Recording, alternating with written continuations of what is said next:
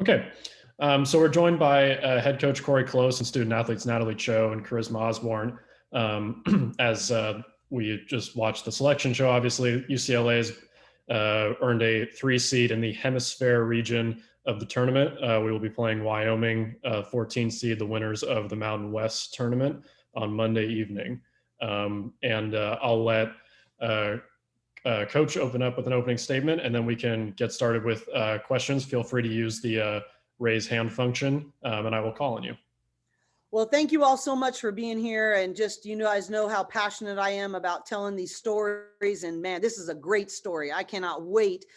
This is, I think, one of the most wide open, a bracket of parity that I've ever seen in women's basketball. So just thrilled to have a chance to be a part of it, and just really humbled and grateful for all the people, the sacrifices, everyone from the medical teams to the sacrifices of the student athletes, to the Pac-12 and the conferences, to the NCAA and figuring out how we're going to put on an event for these young women. And so really, really grateful that it's here, that we're safe, that we are ready to go. And so just really, really excited about the opportunity, really full of gratitude and humility, as we know how lucky we are to have this experience, especially given last year's cancellation. So just really thankful for you all, and thankful for Natalie and Charisma and the rest of our team, and what we're about to experience.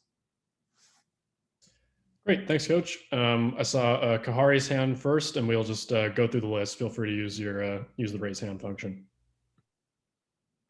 Hey, what's going on, Coach? You guys got a big tournament coming up. I got 2 questions. You just said that this is the most wide open tournament that you guys, can you just elaborate more on that? And also, I want to ask you what makes this year unique, and also how do you plan on taking the John Wooden lessons with you on this tournament?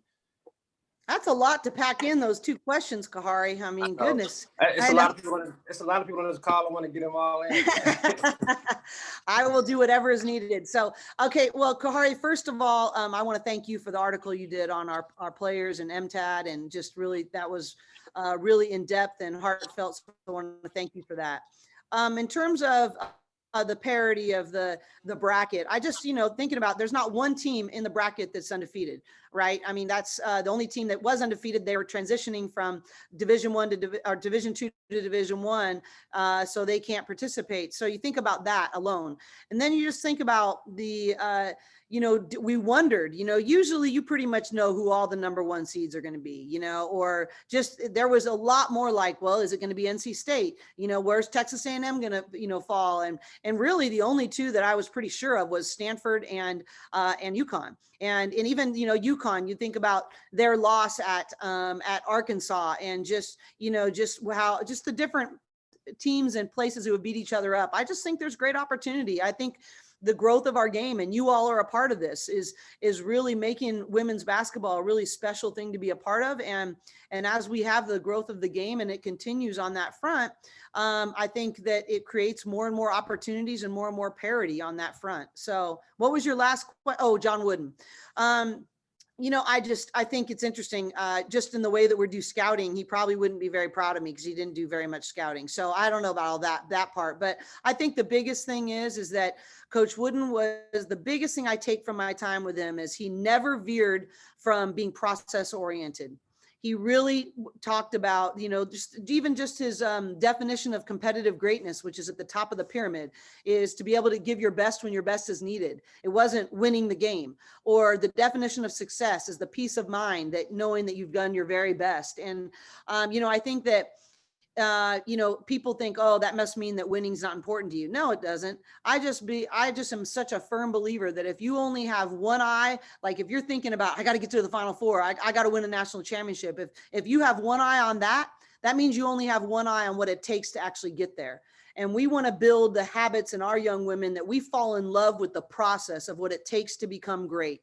And we really try to never waver from that. And I always tell our players, if you've done everything under your control to master your craft and to be an elite teammate, then you need to be able to surrender the results and play in freedom. And I think that's how Coach Wooden really mentored me in that frame. And I think that one of the best ways I can honor him is to be true to that end.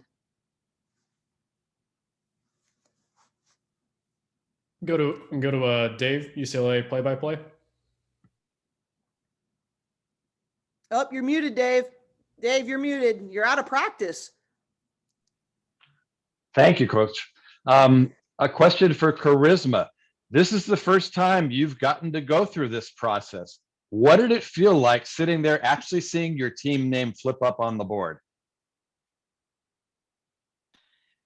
Yeah, it was super exciting. I was sitting here watching it with Nick, and then I was on FaceTime with Cam.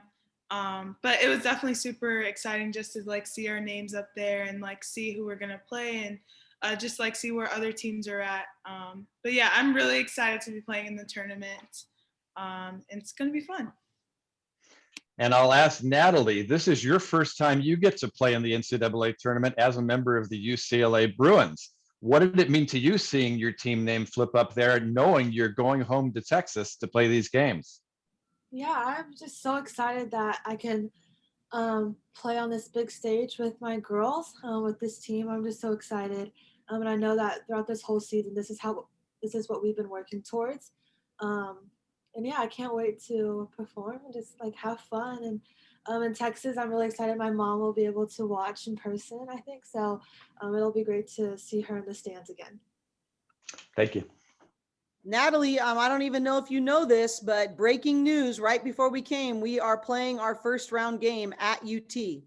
So tell your sister we are the only the first round is being played there.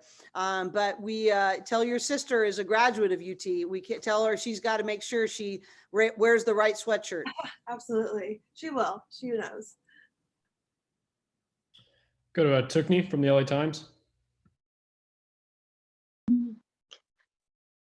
Coach mentioned it earlier, but for Natalie and Charisma, obviously you guys didn't get to do this last year. So how did that experience of missing out on that opportunity color your emotions and your experience today, waiting and getting kind of this rite of passage to be able to see your name go across the screen? So how did you feel just considering what you guys missed out on this year and to be able to finally experience it now?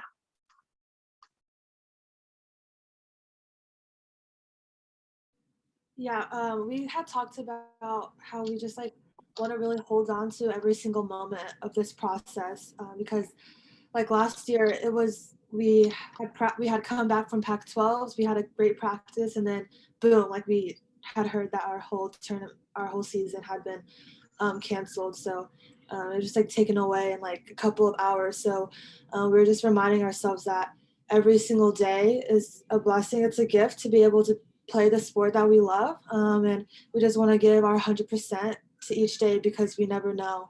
Like last year, like it got like out of nowhere. So just taking each day at a time and putting 100% in it every day.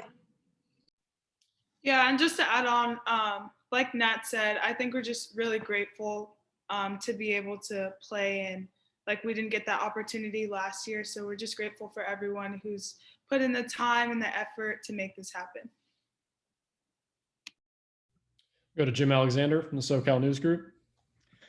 Corey, the fact that the tournament is going to be so different this year, everybody's in one place, and you know, if everything works out right, you'll be there like 3.5 weeks. How are you in planning and with logistics and everything? What are you doing different to prepare for this and to prepare your players for this? Well, we went over sort of some of the protocols today after practice, and really, we're really thankful that we've been as conservative as we have, because a lot of other teams have not been this conservative around the country, and it's all sort of been wide open. And I think it's going to be a big adjustment for them. It is no joke. I mean, you can't even leave your hotel floor without an escort. You know, everything is done in groups, even how you get your meals are brought up to your floor on a table, and only Pam can pick them up. Then they're put outside your door. I mean, it's pretty regimented. And the good news is for us is that we've been pretty strict. We're probably not going to be as, we have not been as strict maybe as this NCAA tournament's going to be, but we're pretty close. And so I think for us, it's really actually going to be less of an adjustment. But I will say that's been one of the biggest challenges in traveling this year, is that that's when you create all these camaraderie, these memories, and these really fun experiences and unusual experiences that we try to create. And we haven't been able to do that. So I do think the student athletes have shown incredible just toughness and focus, because the reality is that it's not as fun as it's been in the past. Everything's riding on the most that we get to experience together is at practice and at games. And so I do think it's really different. And I think the stronger mentality teams are going to be the ones that are going to be able to thrive in the environment. And I'm really thankful that we have been as strict as we have, because I think it will be less of an adjustment for us. But it won't be a party for sure. One other thing, while I've got you, the team you're going to be playing was like off for like about 3 or 4 weeks right before the conference tournament. I mean, how does that factor in? Well, you've seen it across men's and women's basketball programs. Teams have come out of pauses really differently. You look at Baylor's men, it took them a little while to get going. Now they're playing really good basketball again. But, I think it really has depended. I think that, for instance, when NC State came out of their pause, they struggled for a little bit. And there's been others that have just sort of hit the ground running. Obviously, Wyoming won 6 in a row, so it didn't hold them back too much. But I think the reality is everyone's a little bit different, but really the bottom line is I can't control any of that. So all of my focus is just on our women preparing at a championship level, having habits and a mindset that lead us to where we want to go. Thank you. Mm-hmm. We go to Sue from Women's Hoops World. Hello there. Hi, Sue. Hi. So I know the Pac-12 loss was painful for everybody. And I know you guys are big into growth. What did you guys take from that? What did you learn from that? Because I remember, Coach was pretty blunt at the press conference as usual, just saying, have to look at ourselves in the mirror. What did you guys learn from that? And what are you going to take forward into quote unquote the third season as we go forth here? And I'll let you guys answer that. Mine come down to really 2 words: pace and purpose. I didn't think we played with good enough pace in this first half of that Stanford tournament. And I didn't think we had intentional purpose enough in everything we did. Whether it be what kind of person, who were we trying to get open? What was our defensive assignments? And I just think we lost some of our pace and purpose. So that's been our big 2 words of focus in this week's of practices. But I think Natalie and Charisma can probably tell you more. Yeah, so when we came back, we had like all sat down, like had a players meeting, just to talk about like just refocusing and just blowing wind into each other's sails. And like I think our captains did a great job leading through that and just saying like, yeah, that was a really tough game, but we also have so much more basketball to go through, and we have to learn from Stanford or else that loss, we'll continue to lose if we don't learn from it. So, and I also for myself, like the rest of the season, I'm like dedicating it to our 3 seniors because they've just done so much for myself and also the program. And I think after that Stanford, the Pac-12, like every single game for me is like I'm playing for the seniors because never know. So yeah. Yeah, and just to kind of go off what Coach Corey said, I had a meeting with her after the Stanford game, and just like us in practice watching the film, we definitely could see that our pace and purpose was just not there and not where we wanted it to be. And I think a lot had to do with other things that we were dealing with, and like we talked a lot about emotions and trying to just like stay steady and like keep that off the court and just stay together. So I think we've been just trying to work on that and figure out how we can keep our emotions out of it and just be together as a team. And I think that will help us go far in the tournament. And go to Janie from the Associated Press. Hi, Ryan. Thank you. Hi, Corey from Lakers Warriors up here. Hi, ladies. Nice to see you. Corey, so many teams have relied on these early enrolling freshmen coming in. Your team too. Sometimes for Cal, just to play games, even for your group, just to get some games in at times. And Dominique is just delightful, by the way. And what you guys do for her birthday and to kind of get her settled? It seems like she got settled in a hurry and has really made an immediate impact. And that's not easy to do, I would think.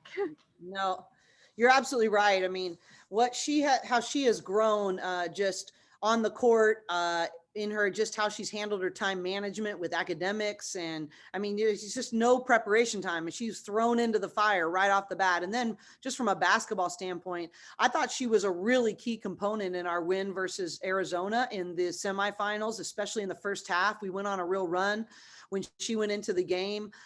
She's been a relentless learner. Watching extra film, she's one of the first people in the gym every single day. She stays after and shoots almost every single day. And I actually on my way, I was just on my way here earlier today, and I called her and I said, I thought you had a really intentional week of practice. I thought she really was trying hard to make some adjustments of some things that have been brought to her attention that she needs to grow in. And that takes a lot of maturity. And I think she's been a tremendous addition. I really think we'd be in big trouble if she hadn't have been added to our team this year. And it took a lot of courage on her part. And we're really grateful for how she's continued to grow and how she's found ways to add. And Corey, Tara just said she would have loved it if she could have done it. I mean, she's got a loaded team already, but yeah, she doesn't need any help. Don't feel sorry for her, Jeannie. Okay, no, but along the lines of Stanford and what all of these teams have gone through, including your group. Yeah. I mean, can you imagine being on the road for 2+ months the way they did? Does that prepare Stanford for the tournament like no other, really? Yeah, honestly, I do think that is a tremendous advantage for Stanford now. It's sort of like in all of our lives, right? When you go through really tough things, you don't know how that's going to benefit you down the road. But if you, Tony Bennett, the men's coach from Virginia, has a saying that if you handle adversity correctly, it can buy you a ticket to a place you would never have been able to go otherwise. And I think in this environment that I think Stanford's sort of experiencing that in terms of it was a very difficult season of their lives and during this particular playing season. But I do think they've added some things and developed some toughness and perspective that I think will serve them well through the tournament. And we're rooting for all the Pac-12 teams. I was teasing about Tara, but I feel really great always going into the tournament because of the way the Pac-12 conference season prepares us. The diversity of styles of play, the elite coaches that force us to adjust and make different plays and prepare differently every game. Just the elite talent that's in our conference. We're really fortunate. I think there's no secret. That's why the Pac-12 teams have done so well in the past several tournaments. I just think the talent, the coaches, the schedule, the varied playing styles, we couldn't ask for much more. Thank you. I'll put my hand up again, Ryan, after a bit, if there's still time. Sounds good. We go to Haley, SoCal News Group. Hello. I've heard that your team word this year is perspective. So how are you guys applying that to not just today, but the tournament as a whole? That's a great question. I think the reality for us is that that's an everyday. One of the things we do to set, we start every single practice is we set our minds. And I just think that that's about perspective, right? That we want to frame the day with a growth mindset. And I think we always say that every day you have the opportunity to choose discipline or default. Default, sort of the day happens to you and you hope it goes well. And we're not willing to settle for that. We want to set our minds on the direction strategically we want our day, our practice, and so forth to go. And so we think we have to choose a perspective. We have to choose our mindset every day and really challenge our players this week to fix our minds on the right things. And there's so many distractions that can be coming. We're in final exams right now. We're going into this pseudo bubble. We have all these different things. And if you don't set your mind with the perspective that you want to choose, I think that you would have a hard time having a strategic approach to anything that you're doing. And so I think the challenge of that, and I also think that the other word we've really brought alongside of that, we've sort of chosen perspective. And then right underneath that is that every day we're going to try to choose to intentionally grow and to bring joy. And I think that they've really learned how to do that. And no matter the environment, we're going to find joy. And we don't believe that joy needs an environment or needs circumstances to be in your favor. And I think we've been disciplining ourselves to choose joy day by day. And that's a choice of perspective. And so I think all those habits, moment by moment, day by day, will serve us well in this tournament. Go back to Kahari. What's going on? I want to ask a question for Charisma and Natalie. Charisma, you had to face some tough guards, throughout the Pac-12. Can you hear me? Yeah, you had to face some tough guards throughout the Pac-12 tournament, and Coach Corey had mentioned, she said, like, told you not to get caught up in the matchups and things of that nature. How has that prepared you to go against these tough guards? Yeah, the Pac-12 definitely has some really good guards, like on Arizona and Stanford. But I think it's definitely has prepared me and just made me grow as a player, because facing those guards, like you have to be very like intentional with all of the details and like setting cuts up and like just doing things differently. Like there's really no shortcuts. So I think that would just help me in the tournament moving forward. Thank you. And also, Natalie, you had said, this is the biggest stage you want to play on. Can you just elaborate more on, just your motivation behind playing right now? This is the biggest stage for you. Yeah, I feel like, just like looking back at the whole year that we've had, there's been a lot of ups and downs. And I feel like it's all come down to this, and this is what we've been working towards, and all of the hard things and all of the fun things are, it'll all be worth it in the tournament. And so, yeah. And also I had said, like, for our 3 seniors, they've just meant so much to me. Individually, they've just done so much for me in different ways. So I just want to go out there and celebrate them every single night and just play our best basketball and know that that we got their back. And Go to John Daly Bruin. Yeah, for Coach, just a few logistical questions. When do you guys fly out, and then what is that like? You mentioned a quasi bubble, but what does that look like, and like how long do you have to stay in that, and then when do you guys start practicing? I think I got it. You broke up a little bit, but I think I've got it. We are planning on, we haven't gotten our exact time. We are definitely flying out on Wednesday. We just don't know what time. We are hoping to be able to practice in the morning and then fly out after. But that is determined by the NCAA, and we won't know that till later tonight. In terms of the bubble, it is all the time. You're in the bubble until you lose or you're making confetti angels. That's the reality. So you're choosing to enter into that environment with health and safety being the primary priority. And really, we're going to be we've been wearing the Connexons all the time during games and practices, but we're going to be wearing them all the time. And you pretty much, the whole premise is that you want to stay 6 feet apart from people at all times, so that if by chance there's a positive test in your party, you can prove that you've not had through contact tracing too close a contact. So really that person's just removed from the environment and everybody else is able to move forward. So it's a very, very strict environment. So what was your last part of the question? John, I forgot the last part. Yeah, just how long do you have to quarantine for before you guys start practicing? Practicing, yeah. We think we're going to be able to practice either Thursday night or Friday morning. So we hadn't gotten the final word on that, but I think we have to show 9 consecutive negative tests, and we will have shown 7. And then as soon as we land, we will test again. That would be 8. And then the next day would be 9 on Thursday. So as long as you can show 9 consecutive negative tests, we will practice either Thursday night or Friday morning. Go back to Tiffany and then Janie, and then we'll reach around the 30-minute mark. We'll see if we have any final questions. We'll do whatever they need. If we need to let the student athletes go, I can stay if we need to. That works.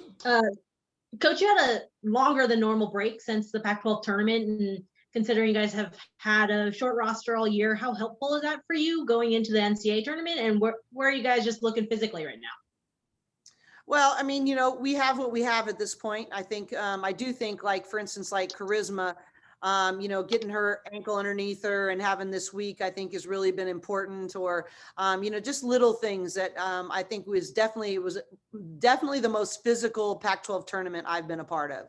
So I definitely thought we needed this week just to recover from minor things. But, you know, we're going to have 7, max 8 players, period. But you know what? That's no different. We've been doing that all year. So I think we're going to be as healthy and as full rostered as we possibly can be. So, but I do think this is a really good break, so to speak, from a health perspective. And it definitely puts us in a position to maximize and play to our strengths. Janie, go ahead. Hi, Charisma. Janie up in the Bay Area. Thanks for taking a little time. What has it meant to see Dominique come in and show the maturity Coach Close was just talking about, and coming in and making an impact and helping your group get through the season? And can you imagine having gained some Pac-12 experience and NCAA experience and getting that head start, what that might mean for her career going forward? Yeah, it's been really great having Dom around. Obviously, we don't have that many players, so it's just been cool to have her just join our team. And I know it's been really hard. I know my freshman year was hard, so I couldn't imagine coming in mid-season and trying to learn everything, especially with our group, because I feel like we are pretty experienced. But she's just been doing a great job. And like Coach Corey said, she's been a great learner, and she's really just been trying to figure out what she needs to do. And I feel like she's really just focused on trying to help the team in whatever way that she can. But I'm just really proud of how she's been able to come in and help. And she's definitely helped me out, gives me a sub, so that's great. But yeah, it's been super cool having her around, and I'm just so proud of her and what she's done so far. Did you take her to the beach for her birthday? I saw she went hiking with Coach, but did she get to the beach that you guys like? I did not go to the beach with her, but I did get her ice cream and I made her cookies and brownies. So yes. Charisma, real quick on a somewhat serious note, 44 of 65 coaches in the Power 5 conferences are women. You have a female coach. Sharman Smith is now in the league, a black head coach. Are you seeing strides that are encouraging with women, and you know, seeing Sharman, what she's been able to do? And does it mean something to you to have a woman coach and to see more women coaching? Yeah, I think it's super cool to have a lot more women coaching. I talk about it with like Michaela and Lauren and Cam all the time about how like representation matters. And I think it's just really cool for like younger people who want to coach, see women coach, and just see people like them in those type of positions, because it does give them a lot of confidence and just like hope to be able to be in those same positions when they get older. So I think it's just super important, and it's been cool having a woman coach. I had a woman coach in high school as well, so cool. Speaking of women coaches, Tara Vanderveer just texted me right now, but I just want to give another shout out to Sharman. What she did in leading her program with the challenges that she had, and there's so almost every level she had a really significant challenge. And I just thought with the way she kept those players competing at the level that she did throughout the year was really tremendous. And I think they benefited greatly, obviously, from their midseason, signee coming in to help them out. But I just thought I was inspired by her leadership on many fronts. And so really appreciative of the leadership she gave, and having a Black woman who's strong and compassionate and, really is incredibly capable. Just really thankful for what that means. So I see we have a couple more questions. Natalie and Charisma are welcome to take off. This was just a 30-minute slot for them. They're also welcome to stay if they'd like. Coach said she'd be willing to stick around and answer some more questions. So I'll let Charisma and Natalie do what they want, and we can go back to Sue. Yeah, I was just gonna ask. You guys have been very strong and been through a whole lot yourself, playing with 7 or 8 people all season long. Haven't had to have COVID pause. It's been a lot. Do you have a theme or a thought or a mindset getting on this plane? I think Natalie said it best, let's treasure every moment, and, let's give 100% of whatever we have.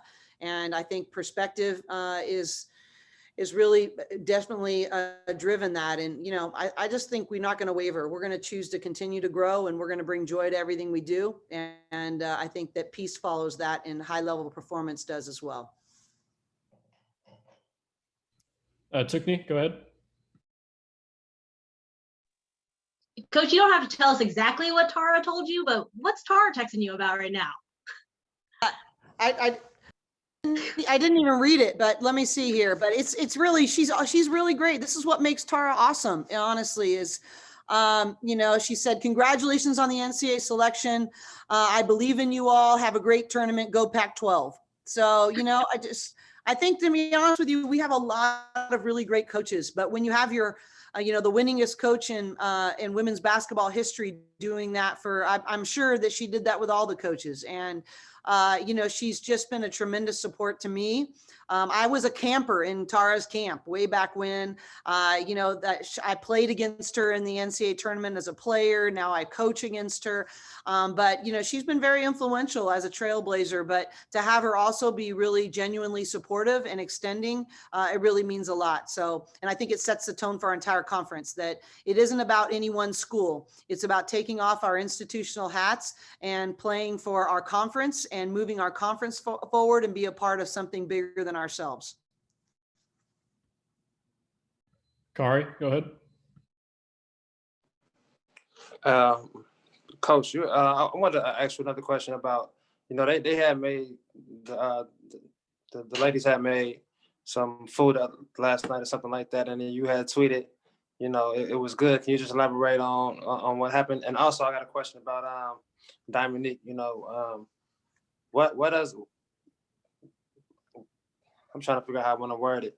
How do you see her potential? Just her working hard as she is right now, and being the first in the gym. Have you seen a play of that nature ever in your career?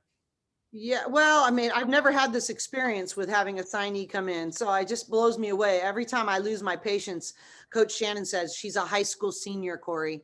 I mean, like, really, it's amazing, because physically she's ready. She's got a really high level athletic, strong, long. She's really great body for the game, great athlete. But all the mental side, all the skills, all the pace of the play, those are a lot of adjustments there. But I think Dominique has a great future for us. And this is, I told her all along, this is a no lose for you. All you can do is grow from this. And then I think Tasha's been calling her little intern. I mean, it's like her internship, and then she starts as a freshman again next year. And so, I mean, it's pretty a remarkable opportunity, and I think she seized the opportunity really, really well. But I think her future is very bright in a UCLA uniform. In terms of your first question, what was your first question again? Oh, the cook. That's all charisma. We asked the team, we said, look, y'all, what gets your hearts and minds ready?